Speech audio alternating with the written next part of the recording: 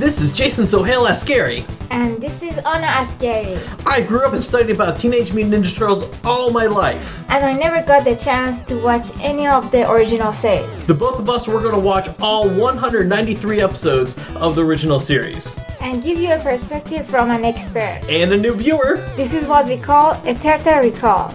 Alright, what's going on? And welcome to episode 2 of Turtle Recall. Turtle Recall. Yeah, Turtle Recall, exactly. In today's episode, we are going to be talking about the second episode, because this is episode 2. We're going to be talking about Enter the Shredder.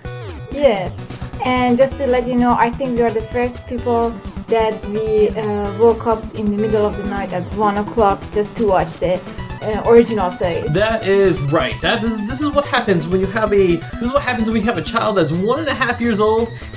He's too stubborn to sleep, and we're like, oh man, we gotta get some stuff done. And so midnight, we both wake up. We watch Ninja Turtles. Yes. Speaking of waking up, I just remember in the series when the turtles wake up and they didn't have the mask. They had to wear the mask. Oh my god, they look like they were naked. Yes, it was kind of like weird feeling. Now, I will be honest, there was parts of me, I was thinking that we weren't actually going to be able to watch this episode because, alright, I have a horrible bad habit. Whenever I'm watching a DVD or playing a video game, whenever I take it out of the system, instead of putting it back in its case, like what you're supposed to do, I leave it on top of I leave it on top of the TV stand. Shame on you. I know, exactly. Well, after last week when we got done watching the first episode, I left it on top of the PlayStation 4 and everything. My son all of a sudden he's grabbing something and chewing on something, and what is it? It is the DVD. He's teething. He has to use something. I didn't think the DVD was going to survive. I was ready to go and on Amazon and shop and get a replacement of the first DVD. I was like, is this thing gonna work? But luckily, the DVD was not harmed. I wish I can say I put it back in its case, but it is somewhere a little safer, but it's still not back in its case. Bad habits are hard to break. Yes, exactly. Alright, so before we get started talking about the episode, let's go ahead and talk about some Ninja Turtle news. Hopefully by the time that this podcast came out, our unboxing video of the Ninja Turtles Loot Crate will be up. If it's not, it should be up shortly. But you remember that Loot Crate, it was all fun and everything. And I remember that Mikey was helping you to unbox it. Yes, we brought Mikey back by popular demand. Yeah, so if you guys haven't seen this Loot Crate, it was a strange kind of thing. So basically what happened with Loot Crate was filing for Chapter 13, I believe.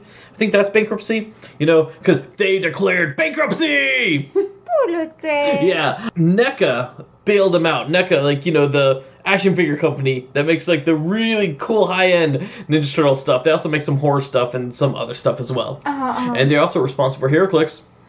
Oh, really? Yeah, they make the models for HeroClix, yeah. But yeah, so they actually bought out Loot Crate, and what they did was they did this kind of weird Kickstarter kind of thing. Where they just they're okay, if enough people pre-order this, we'll make this box.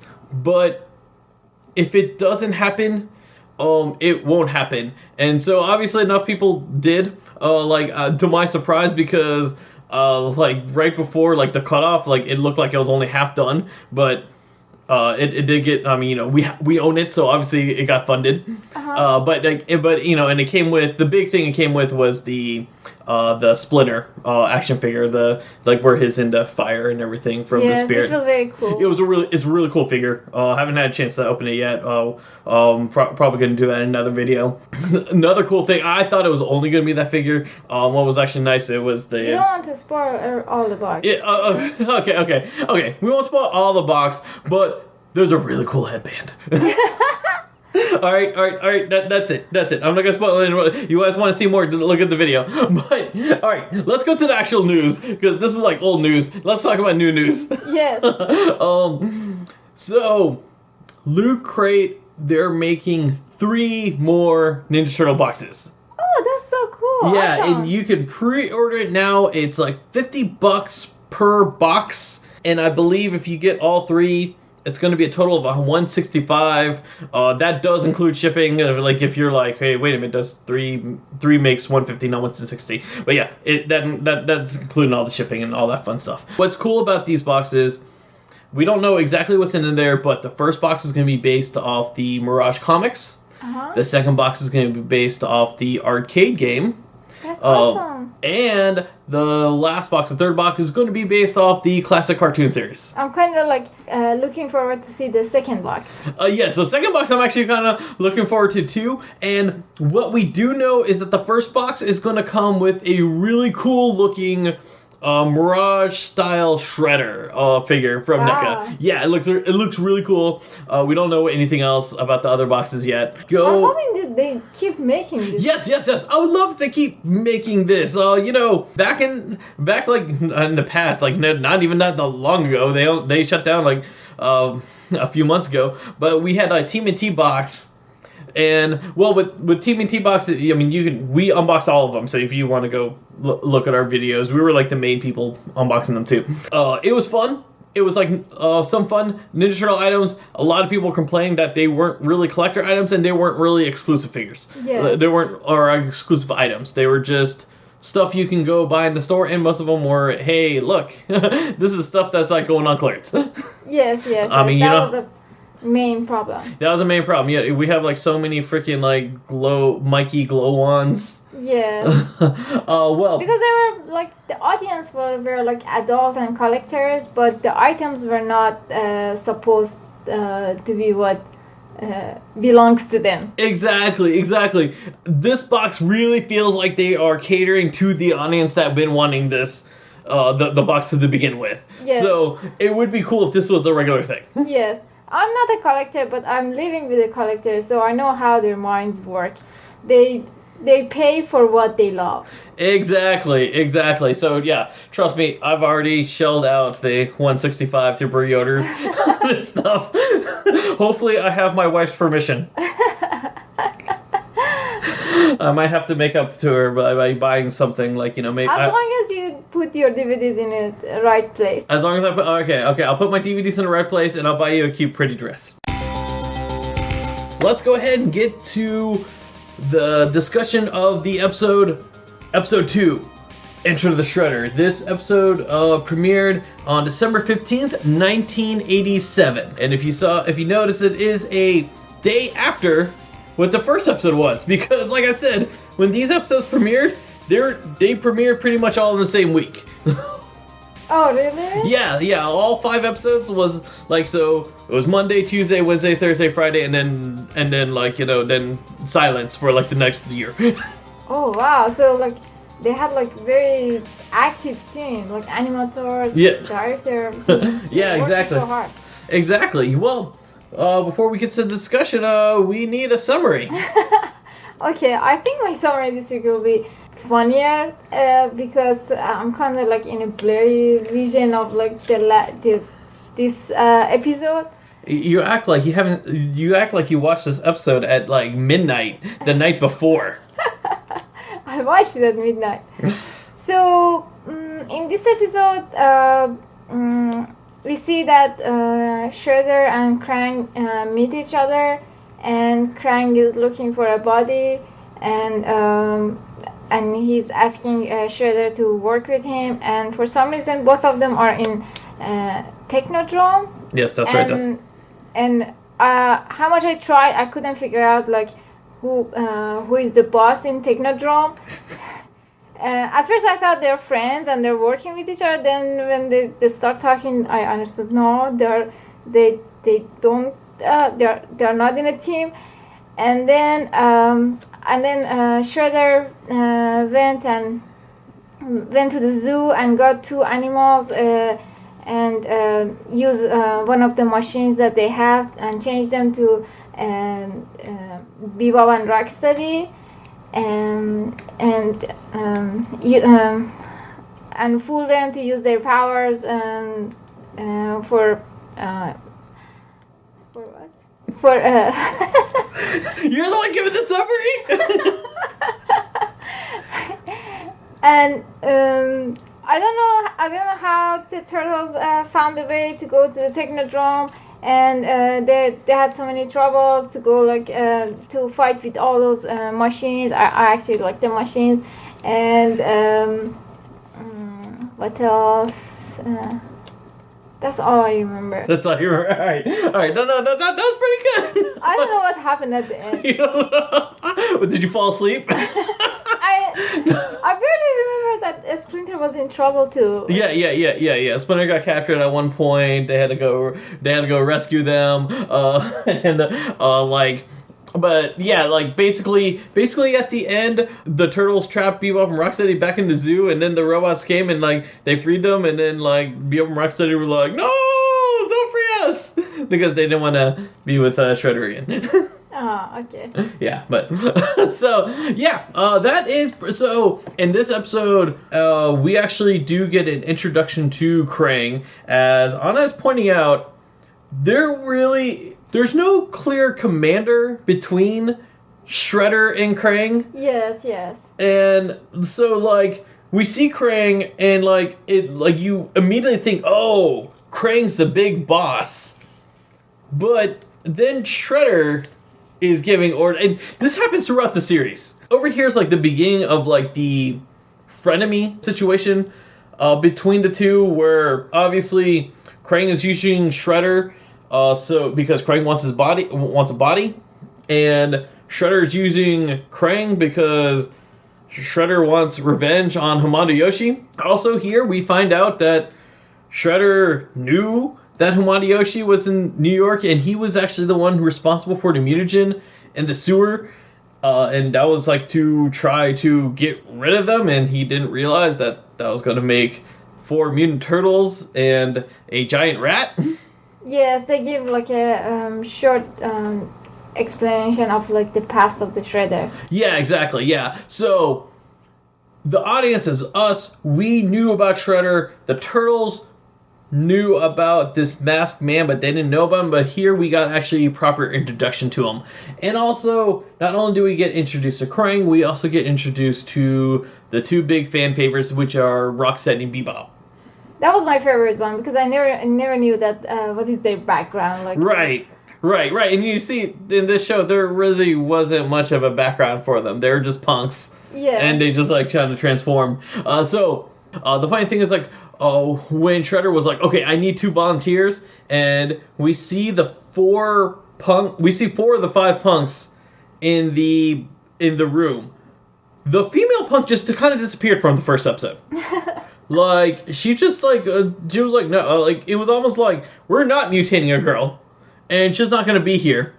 We see Mohawk Punk and guy with Wolverine haircut Punk. So we see them, but we never see them again, and they never get names at all. Yes. But when they're they need volunteers, and Shredder bribes them with, you get revenge on the turtles, because apparently that's enough for people to be oh, I'll do whatever this man wants, and little did they know that they're gonna be transformed into mutants for the rest of their lives. But we don't see half we don't see the rest of the gang members ever again. They just kind of disappeared. We don't get names for them. They're just kind of gone. But the scene that the robots came and captured the animal, it was somehow funny and yes, interesting. Yes. So let's talk about those robots. Actually, those robots are actually bad guys in the original arcade game. Like they actually especially in the first level where April's building is on fire. Like they come out there and they'll grab you and you have to hit the joystick and a bunch of buttons because they capture you and everything. Those guys are actually from there. Now, I can't remember if they are in any other episodes during this 5-episode series, this 5-episode season. But they don't show up again. Okay, so first we had the comic, and then the game came out, and then this series came out. No, actually, first we had the comic, then the series came out, and then the game came out. It's just that the game used a lot. The game was probably made really early on, and they were using a lot of enemies especially from this season and some of season 2, and that's probably all they really that's probably all they really had during that time, because they're once they saw it was popular and everything, that's probably all the things they had, because it takes a while to make a game. Okay, so but the way they were designing the robots, especially for those days, I think it was very, very cool. Yeah. Now, what's interesting about these robots is that they talk. The foot soldiers don't talk, but these guys do. And at one point, the guy tips his head like a hat. Be like, "Good day, sir." And the other funny thing is that the robots were so small, but they were strong enough to move those big animals. Right. Well, they had the big, whippy, tentacle things. Something I do want to talk about, when the show starts and we see the title credits, or no, sorry, not the title credits, I'm sorry, the title. When we see the title for the episode where it said "Enter the Shredder," we see Michelangelo holding 2 swords. Oh, cool! No, it's supposed to be Leonardo. Yeah, it's supposed to be Leonardo, but whenever they do this thing, they just kind of they'll just choose an image and then they just choose a random color in there. And this one, they just decided to put Michelangelo. Also, there was one part of the episode I saw that Leonardo was when they were practicing, he was practicing with a bow. Oh, are you talking about Wrong Turtles Talking? Alright, let's go ahead and talk about that. So, we do see some instances where, plenty of instances where, the turtles are switching colors. But the one I want to talk about is when they talk and it's the wrong voice that comes out. Okay. But that was a great segue to Wrong Turtles Talking here. All right, one point, Leonardo, he comes out of the sewer and he lifts it and everything, and then he starts talking, but it's Raphael's voice. I mean, and then there is another point in the episode, towards the end, where the turtles, they are in the Technodrome and the walls are closing in. Yes.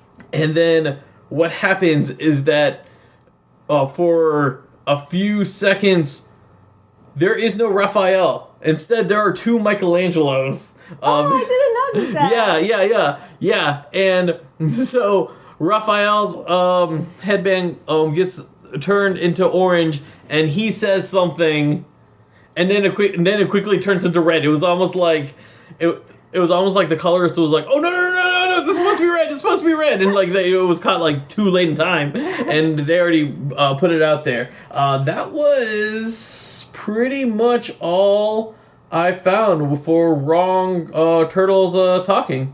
I'm sorry, I meant to say it was the other way around. I'm checking my notes here. This is what happens when I talk without reading my notes.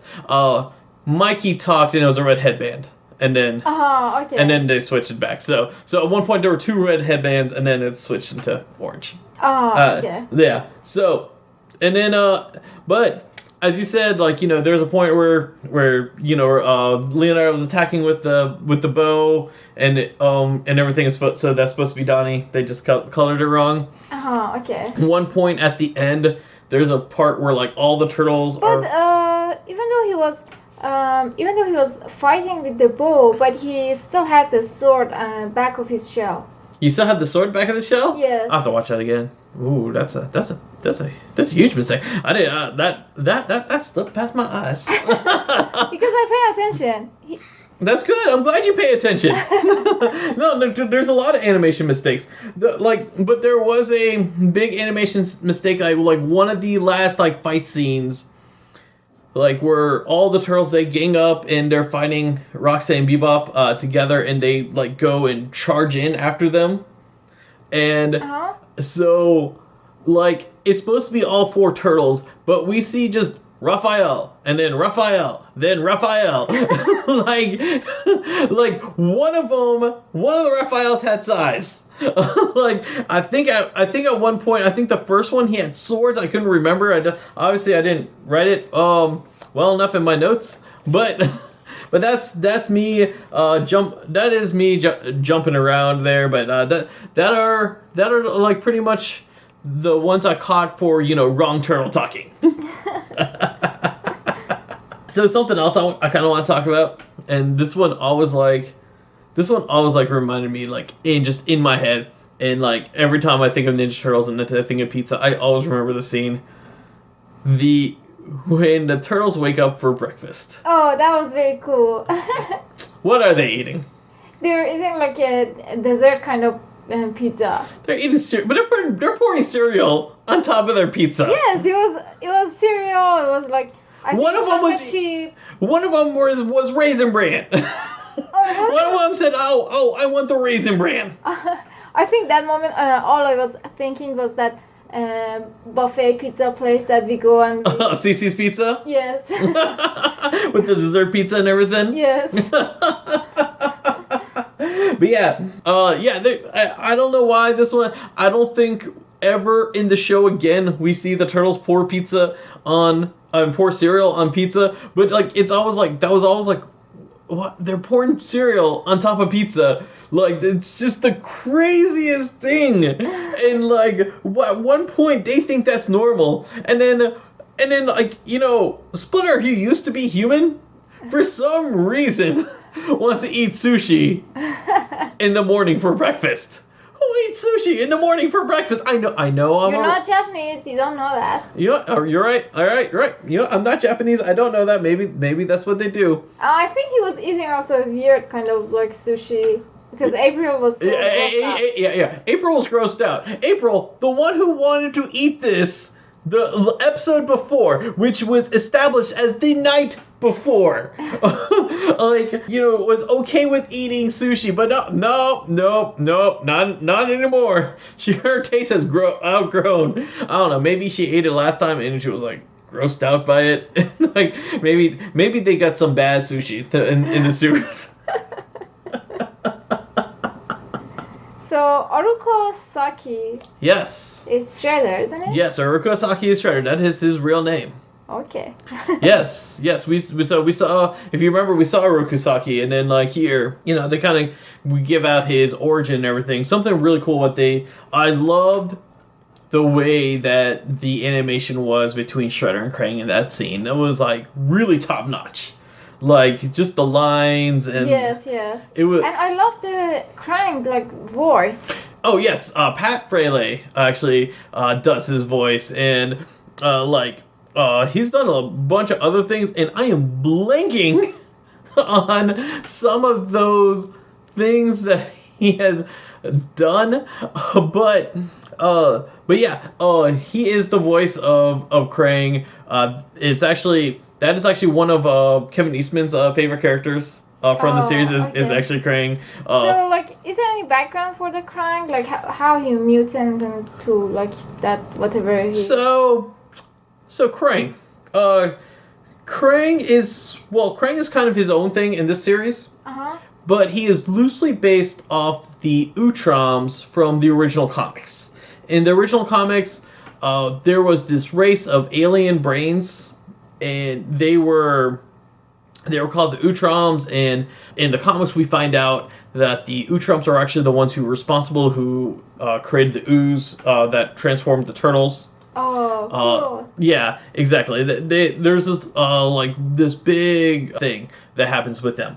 Well, here in this series, we Krang. They in this series they never say the word Utrom once, and he's always like Krang, and like he's from Dimension X. There was no Dimension X in the original comics, but he's kind of like loosely based off of there. In the 2012 series, like if you remember the alien brains there, they were called the Krang. And then in the 2012 series, they actually like made that the Krang was a subspecies of the Utroms. And okay. yeah, but yeah, like basically Krang is just a mutant brain.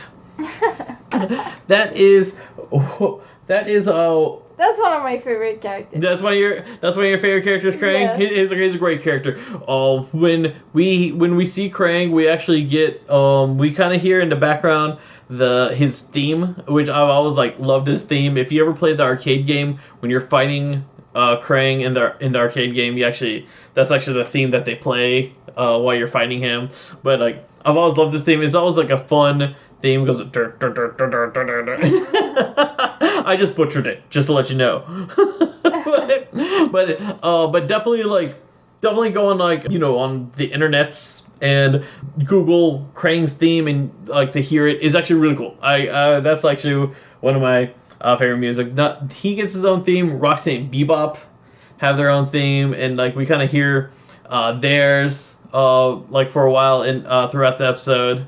I was actually like paying attention to music in this episode too. Like some parts, there was some action music that I never heard. Like so, all right, I know which one. I know which action music you're talking about because all right, as a kid, this action music, whenever it goes.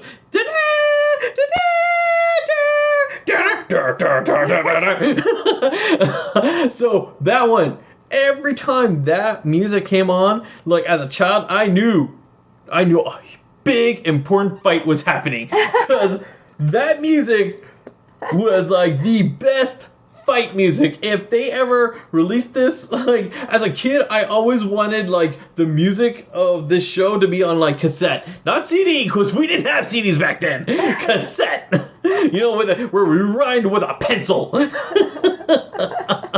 But that was like one of my favorites was that action theme that they played. I always loved that. That's when I knew that things were going to happen. So were you one of those kids that run from your school bus to the home to watch Ninja Turtles? Of course. Of course. Sometimes like the school bus would like be like late and everything. So my school bus, it would actually like stop. Like now, if I remember, Ninja Turtles was at 4:30 or 3:30, one of those times. I can't remember which one. I remember it was a 30. That's all I remember. I just can't remember if it was the last one or if it was like the last of that hour. But like sometimes the school bus would be like delayed or something like that, or like it would like, and that's like where I was like freaking out. I was like, oh my god, I'm gonna miss it.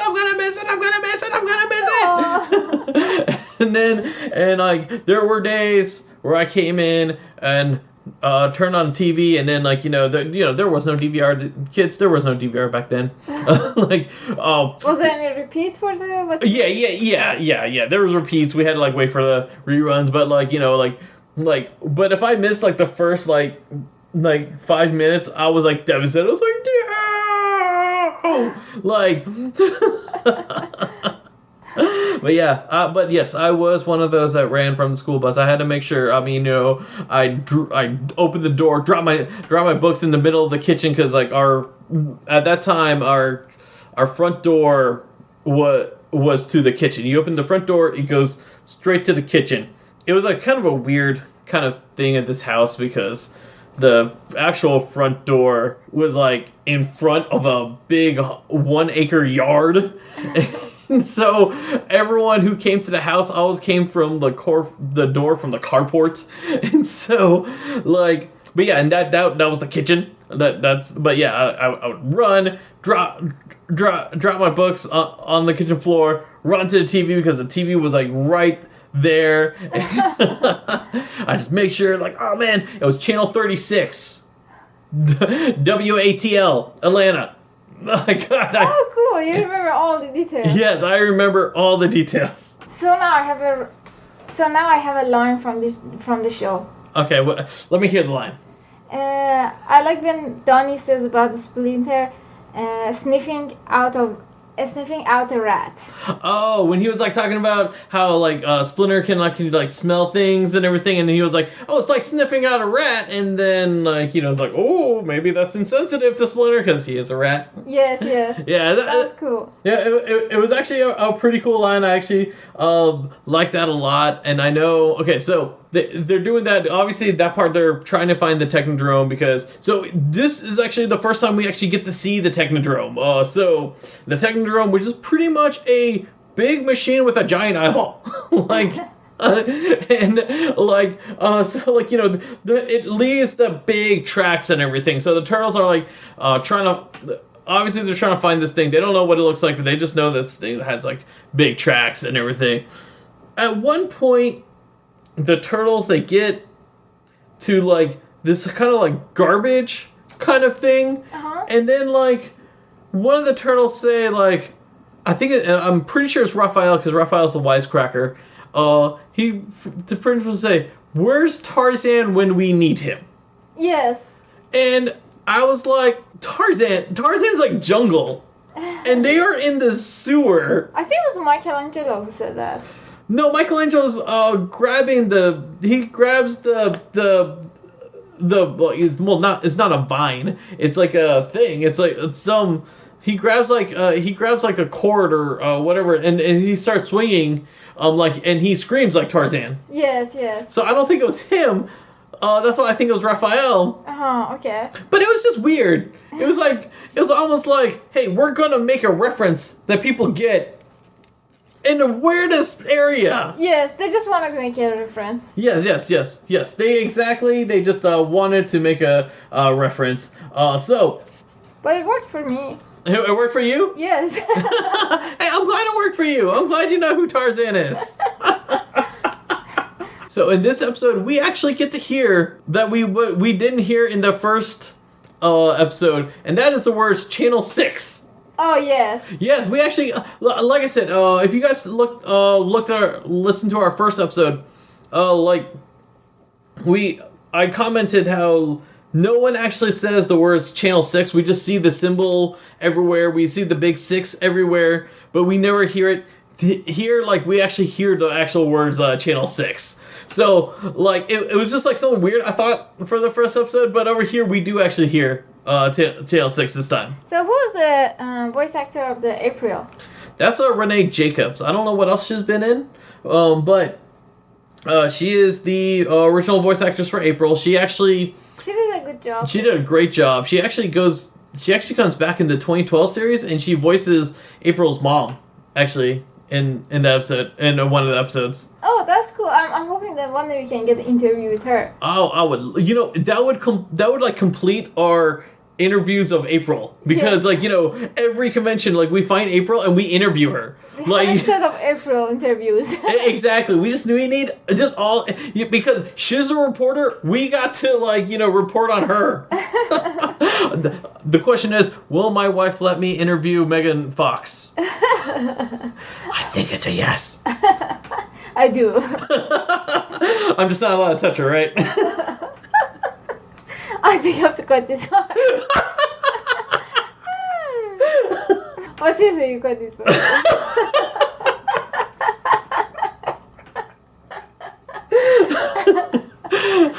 All right. So at one point, the turtles they come from the sewers, and they come from the sewers, and they have this crazy 90s. The 90s street disguise. Yes, because I always thought they have to come out at night, that's what all the posters that I always saw that they're coming out of. But it was in the middle of the day. It's the middle of the day. In the traffic and like the street like is busy and. Yeah, exactly. And they come there. They all happen to find like sunglasses that matches their headband color. Like, in fact, they're not wearing their headbands because like when you look at their sunglasses, like you see some green in between like the nose bridge. Yes. But there's a turtle missing. Do you know which turtle was missing? Donatello? No, Leonardo. Oh, okay. For some reason, he like. So obviously, probably the animators just didn't disguise him. When they were like being like musicians, like they were dressed up like as a music band. Yeah, almost like a music band, or like like they had like the sunglasses and everything. Leonardo did not have disguise. Oh, I didn't notice. Yeah, that. it was just the three of them. It was just Donatello, Michelangelo, and Raphael. And like just Leonardo, just nowhere in the scene. They don't even explain where he's at. They just kind of like. Probably one of the animators like had a flu and. Yeah, exactly. They're like, oh no, exactly. They probably just couldn't think of clothes to put on. Obviously, sunglasses shouldn't be that hard to put on him because all three had the same style sunglasses. But hold on, there's something I do want to show you. Hold on. Yeah, I'm gonna keep this recording. Hold on. Just wait right there. Don't go anywhere. Don't go anywhere. I have no idea where is he going. Okay, he's going in the basement. I heard like he's going down the stairs. He's going to his toy collection. I'm sure he comes out with some toys. Teenage Mutant Ninja Turtles. Teenage Mutant Ninja Turtles. La, la, la, la. What did he bring? Does this look familiar to you? Oh, cool! So this is the. So he brought me like the Lego kind of thing. Mega Blocks. We don't want to get sued by Lego. Or Mega Constructs. I forget which company. I forget like what name they were using at the time. It's Michelangelo with the. I actually wanted to ask you if they make any toy of like those. With those music band clothes. Yeah, pretty much almost like 30 years later. This came out, I don't know, I think 3 or 4 years ago. That's genius. I love it. But, so what I have right here, obviously because this is an audio podcast, you guys can't see. This is Michelangelo in his street clothes with these sunglasses. As a Mega Blocks figure, or Mega Constructs figure. Like, they just basically, for some reason, like, they chose this scene. It's not exactly there, because if you see here in the shell, he has, like, some graffiti back in his shell over here. Uh-huh. But yeah, but he has the jacket, the shoes, the sunglasses, the most important thing, the sunglasses. That's so cool. Yes. But yeah, they actually did make a figure of this. Playmates didn't make it, but Mega Constructs did. Did you pay attention that April was using those old coin phone? We call them payphones.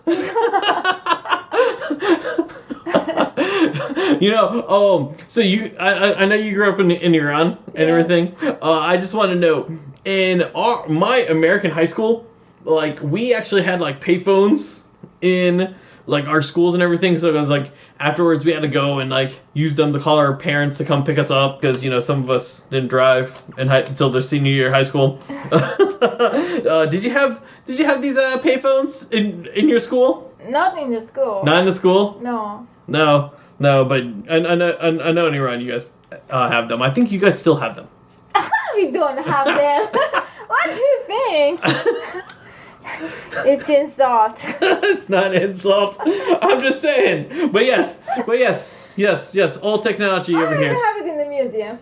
You guys have it in a museum? Yes. But yes, old technology. We see April using a payphone.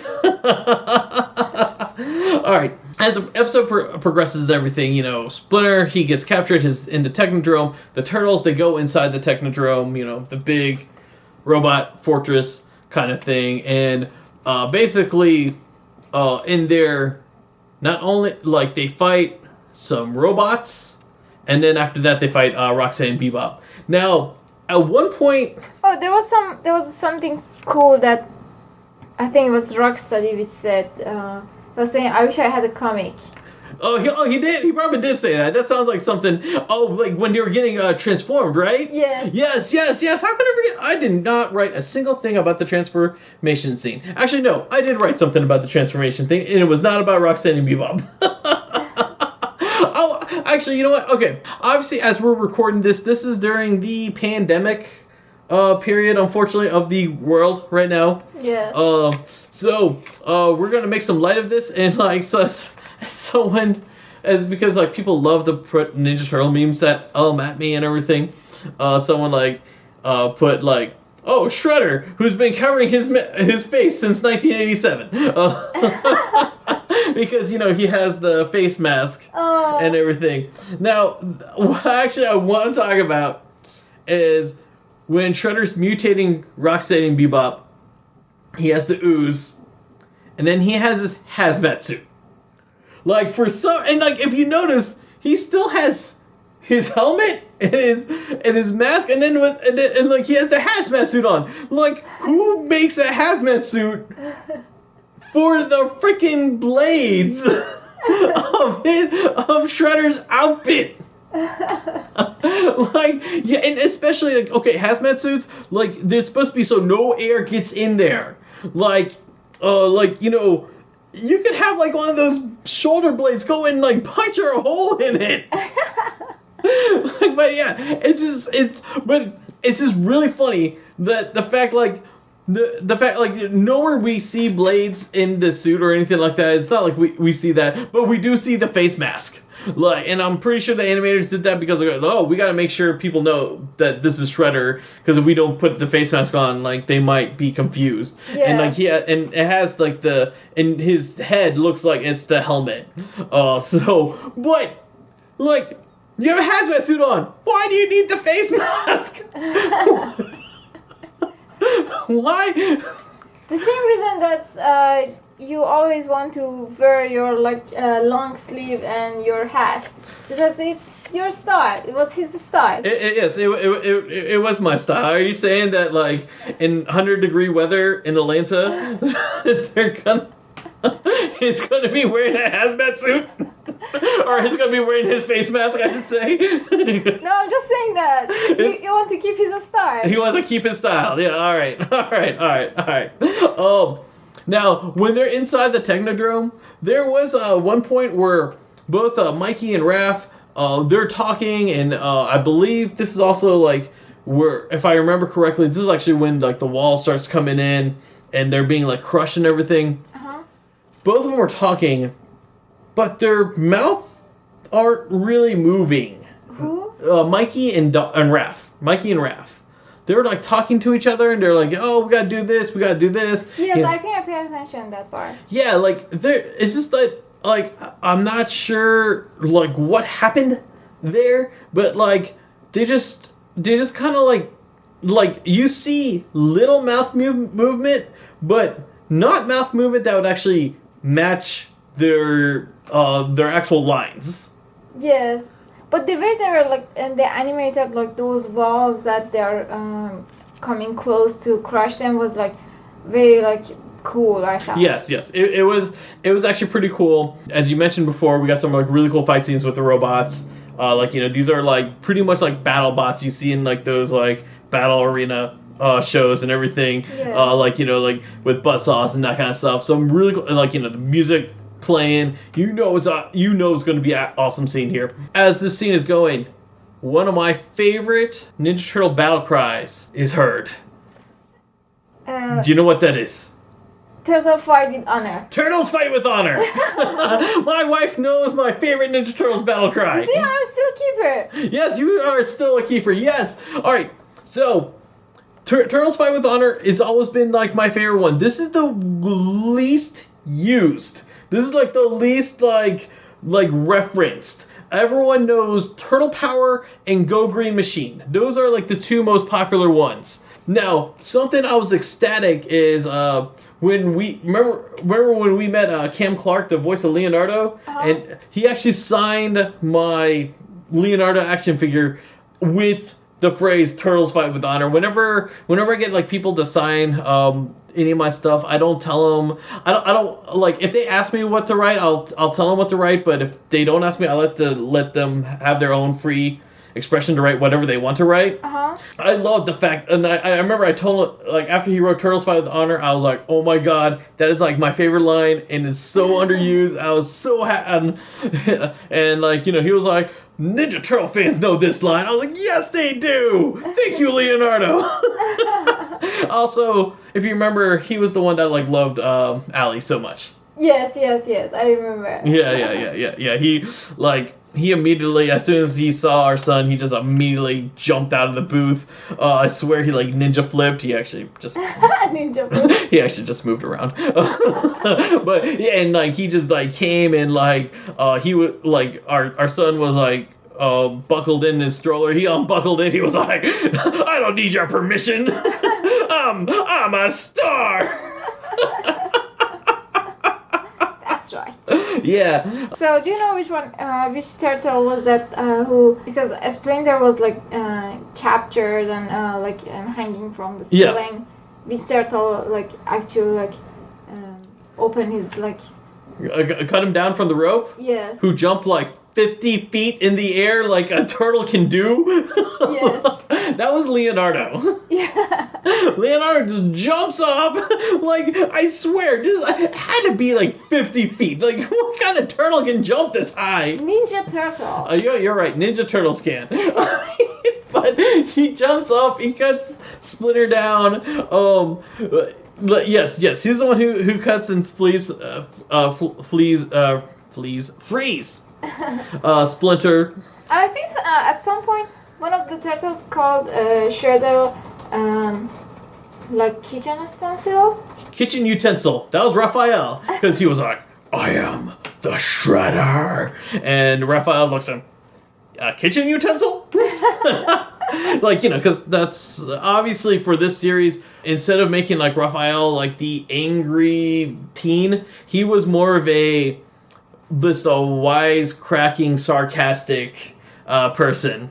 And do you know what they called Splinter? Like, I think Shredder, he called Splinter? No, what did he call Splinter? To insult. Hairy little friend. Hairy little... Oh! Look at who's paying attention. Yes! I actually almost forgot that, but you're right. He did call like his hairy little friend. Yes! Okay, I know right after this is the Rocksteady and Bebop fight, obviously, but I want to go back a little bit, because we didn't actually talk about the robots. There's one thing I really want to talk about the robots. Yes, tell me. There is a turtle that completely annihilates and just tears up the robots. That's Michelangelo. Yes! The person with nunchucks, two things of wood tied together by a string, just completely like tears a robot like he had like the robot is made out of steel, like, or some kind of like, just tears it apart like a pterodactyl ripping its dinner. Like it's like cha-cha-cha-cha. And that, you know, and it's funny because like, whenever I go to conventions, I always say, like, you know, you guys don't know, Michelangelo's nunchucks gets banned, and it gets replaced by a grappling hook later on because of censorship. And everyone always like says, "Oh my God, Mikey, he has the least effective weapon." I'm like, I just want to show him the scene and be like, I'm sure. Are you sure? You see this? Now in reality, if someone can wield nunchucks that well and like break robots like that, I would be scared. I would be scared, just like how I'd be scared like that Ninja Turtle who jumped 50 feet in the air. I think like he actually was very smart, because out of all the weapons, I think that was smart to use the nunchuck to kill all the robots. You should kill a robot with a sword. A sword can like totally slice it apart. No, it makes like And it's gross. It's gross. It's a robot. What, do you think it's gonna bleed? What kind of anatomy do you think that the robot has? You cut it, it's just gonna like kind of. It might spark. I still use the nunchuck. Alright, you still use a nunchuck. I'm just gonna like find a cockroach in this house and just gonna use nunchucks on the cockroach. There was one part that Raph put his like weapon inside that rock gun thing. Yes. Yeah. The Rocksteady's gun. Yeah. Because he's not a rock. He's a. I mean, You know what? Actually, let's talk about Rocksteady and Bebop here, because we kind of talked about them. They get introduced in this episode, but we never got and actually talked about them. All right, first, which one is Rocksteady?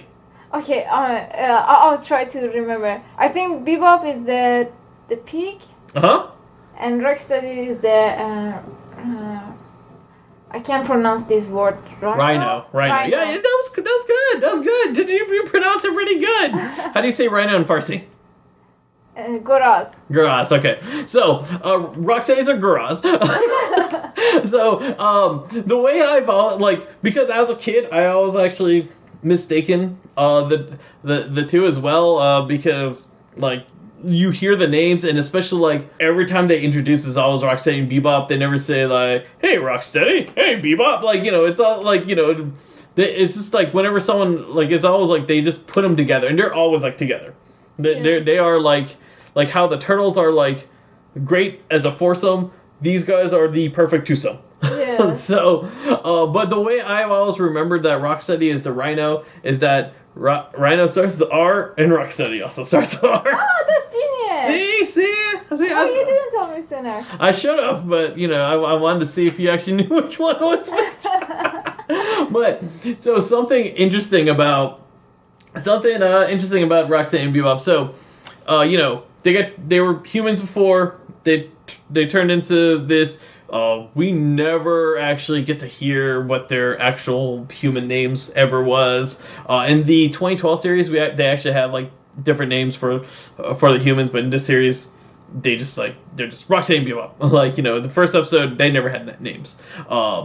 Playmates action figures, they actually did make a human Rocksteady and Bebop before, and it was cool because you get to transform them, and they turn into they're the humans, and then you transform them and they become the mutants, the Rhino and the pig and everything, the warthog. Oh, that's so cool. Yeah. Do you have it?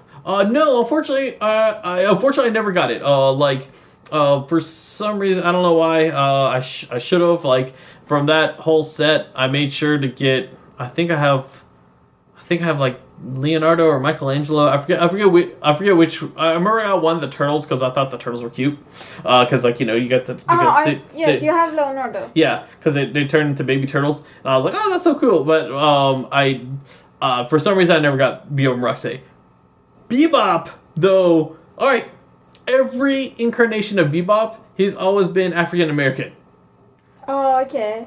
The action figure for Bebop, they made him Caucasian. I don't know why. It bothered me as a kid. I was like, because I remember seeing it on the store shelves, and I was like, what is it? Yeah, exactly.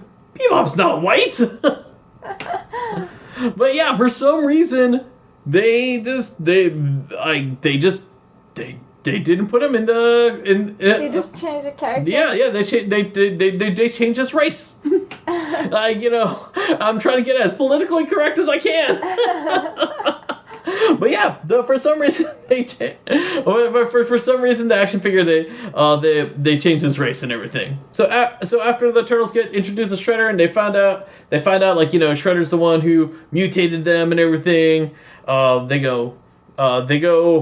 They fight. They leave the Technodrome. They leave the Technodrome. They go up above the sewer. Now. So Technodrome is in the sewer? Yes, the Technodrome is in the sewer. Don't worry, it's gonna move. It's gonna move, and you're gonna see the seasons are going to be defined where the Technodrome is at. That's how you know which, like, when you see where the Technodrome is at, that's where, this is season 3. I'm just confused with the layout of the this Ninja Turtle universe. Did you not know that New York has really huge sewers that people can just clearly walk in and, like, you know, if they really wanted to, they can set up a TV. Like, did you not know this? This is like things this was things they should have put on your American citizenship test. So when they leave the Technodrome, they leave the sewer. They go because, like, you know, they're trying to rest. Splinter's like weak.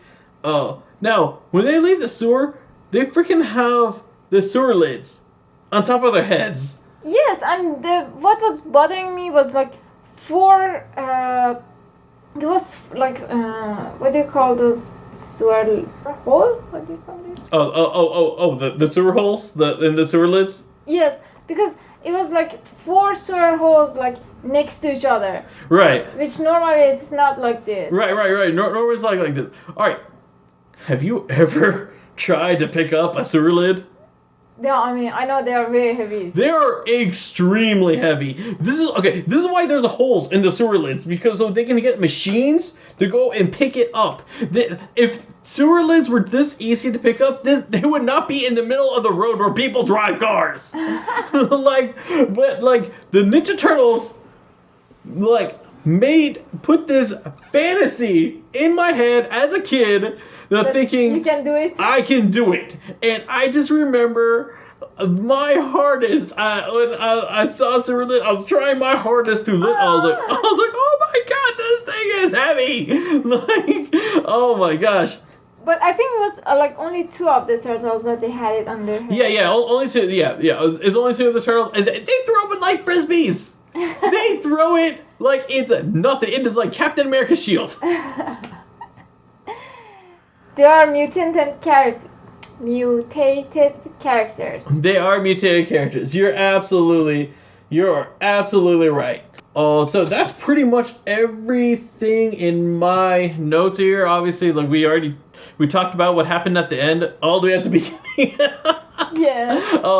As I said, this one does not end with a to be continued. None of these episodes end with to be continued, but they are a 5-part episode thing. So like just how like this one started straight off of like the first episode, the next episode is going to start off straight from this one. Did you have any other notes? No, I think I'm like I talked about like everything that like I pay attention to. You pay attention. What were your what were your opinions about this episode, like overall? In general, I really like that I learned the story about the Bebop and Rocksteady. Yeah. Because I never knew that, and that first they were like animal, and then Shredder did all these things. But overall, as I said in the beginning, it was a little blurry for me. I didn't understand the end. That suddenly I just saw it finished. I didn't get it. Like. Yeah, this one really ends more of like, okay, we still have more to go. Like, as opposed to the first one where it was more of a complete story.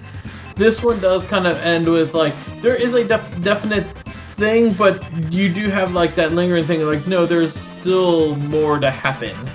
Oh, okay. Yeah, it's more that. Also the fact that you watch this at freaking midnight after trying to get our son to go to sleep for like 3 hours. Yes. So that's pretty much all we have for this episode.